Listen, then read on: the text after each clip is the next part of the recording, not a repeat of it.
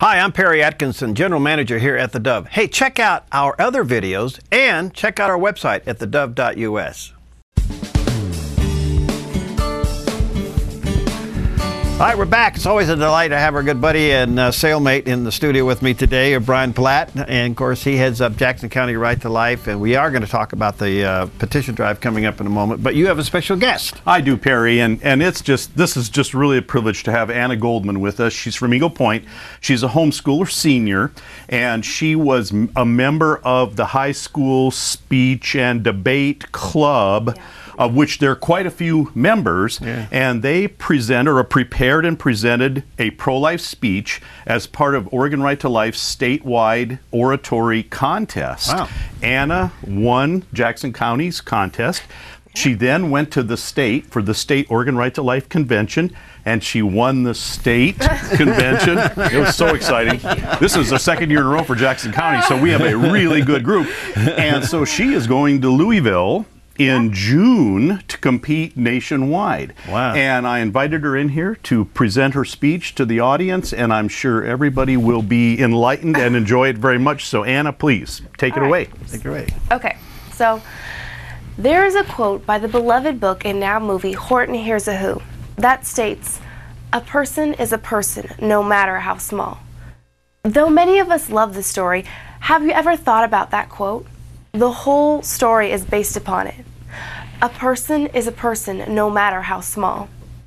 In our day and age, we acknowledge that a 1-month-old is just as much a person as a 55-year-old. Though size is different, they are both humans. And though some may see eye to eye about as much as a pastor and an atheist do, they are both humans. The legal dictionary states murder as, quote, killing with no legal excuse or authority, unquote.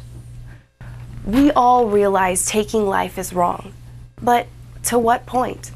Now, this seems like a silly question. However, it's a very undervalued question. In America, out of every 10 women, 4 will have an abortion. But abortion to most women is not murder. They're not taking life, merely unwanted tissue. Allow me to ask a simple question. How do you know I'm alive?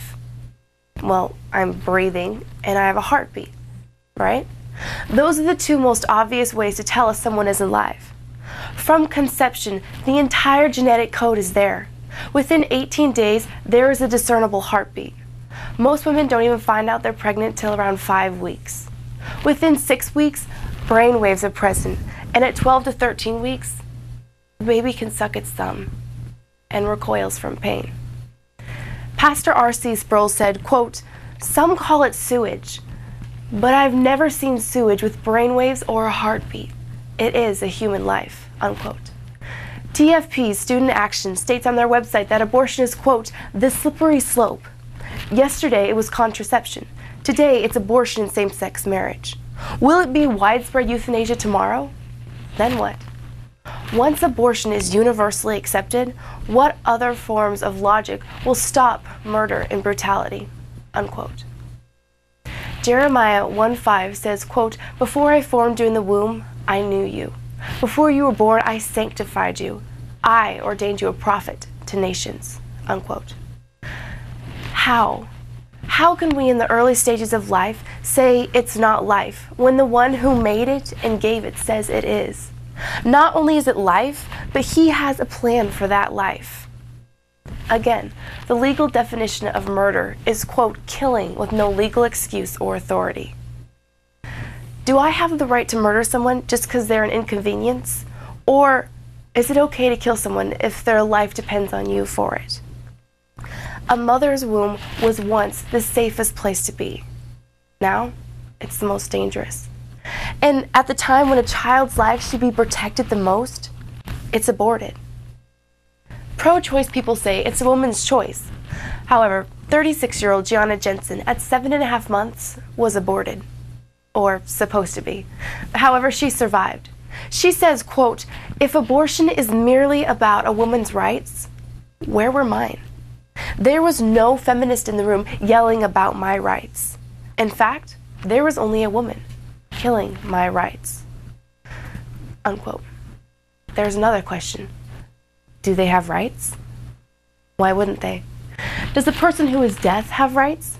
Would we really justify killing them just because they didn't say otherwise? Also, many believe it's a religious belief and that you're free to choose. Well, what about spousal abuse? That's not even murder. Yet we do not leave that up to your religious belief. 1.5 million American families want to adopt. There's no such thing as an unwanted child.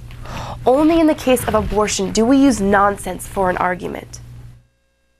Proverbs 31:8 says, quote, "Open your mouth for the speechless in the cause of all who are appointed to die," unquote. It says, open your mouth, not vote against it, and if it goes through, raise your shoulders and say, oh well, I did what I could.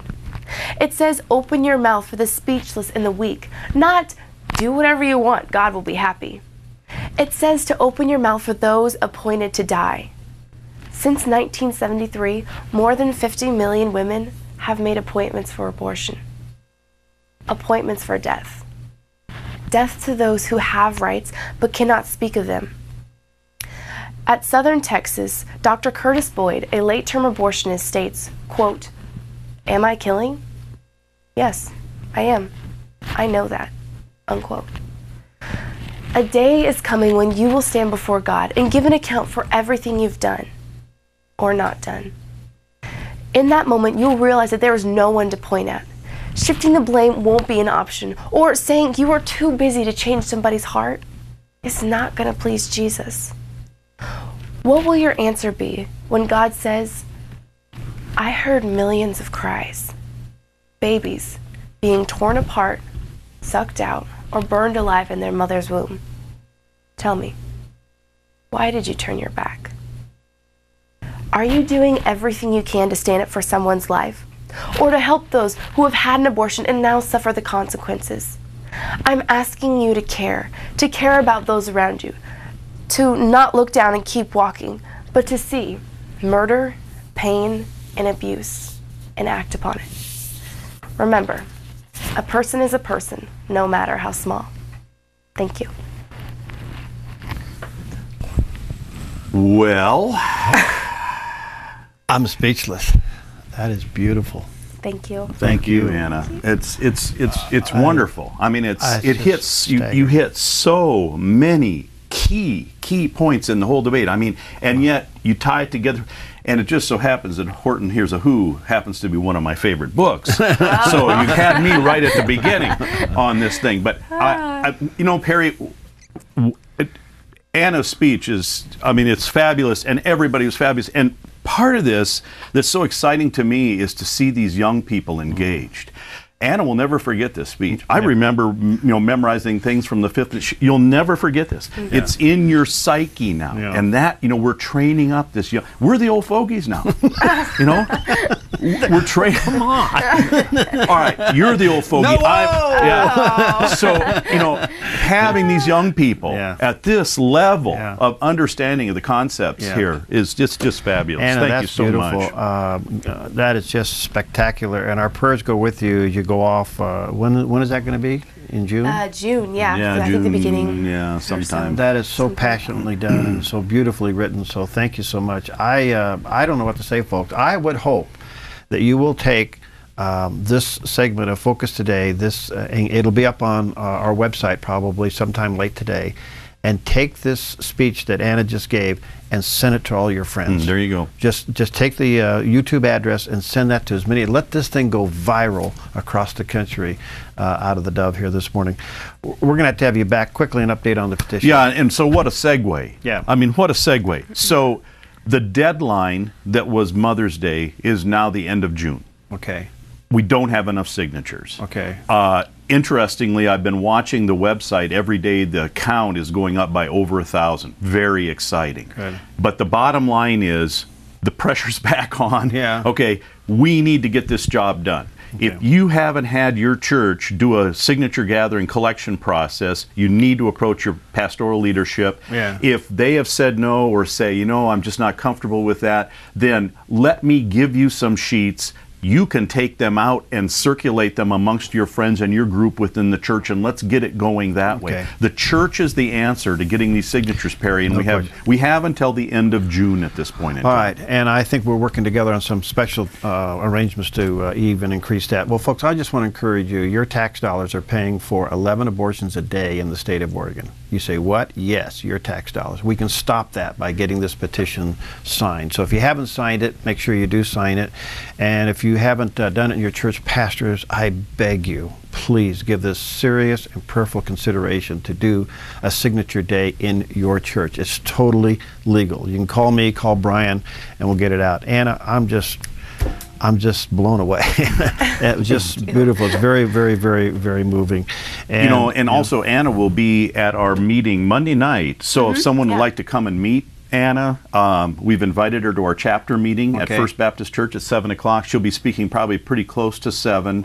And we'd love to have people come, you know, engage themselves in the meeting of the Right to Life chapter to meet Anna and maybe encourage their young people to get involved. This is an annual event.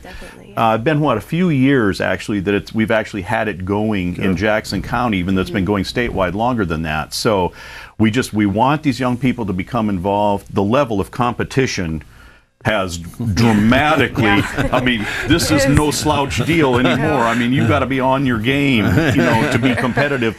And our chapter was stunned at the quality of the people that participated in Jackson County. And then we come to the state level, and now it's up here, and all of them were just, I mean, it's like, this is some heady stuff. This is great. Well, this is the next generation too. Again, let me remind you that Anna's speech here this morning or today will be up on the Dove website a little bit later on this afternoon. Go to thedove.us, click it on, and take this segment and send it to your family and friends everywhere. We could go viral with this. It's out there. All right. Well, Anna gets to. She gets to. All right. We've been giving away a Mother's Day gift. Yesterday, the winner was Patty May. So, Anna, I'm going to let you draw in there. This is the last of the baskets. We're giving away a beautiful hanging basket. We're giving away some candy. You ever had Carrie's candy? Oh, yes, I have. Have you? Yes. You can't eat one piece, huh? You got to have two. It's like potato chips. Have more than one. And we're giving away a car wash. So reach in there and grab a name. And we're going to let you draw the name out today. The last winner of the Dove Mother's Day basket is? Carrie Hovis. Carrie Hovick. Yep. Okay. Congratulations, Carrie. And let me have that so we don't get it mixed up with the others.